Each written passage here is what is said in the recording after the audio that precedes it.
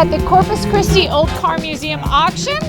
It's kind of a wild time. We hope you enjoy.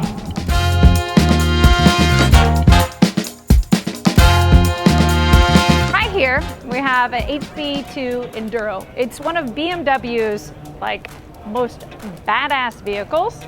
How this all started was a group of renegade BMW engineers who are also off-road enthusiasts were like, we're gonna get together and we're gonna create a bicycle that is absolutely perfect for an enthusiast. This is a super duper lightweight bicycle with a boxer engine. I think it's 1200 cc, all right? It goes so fucking fast, it's unbelievable. I'm not sure if I'm allowed to cuss, but you get my point now, right?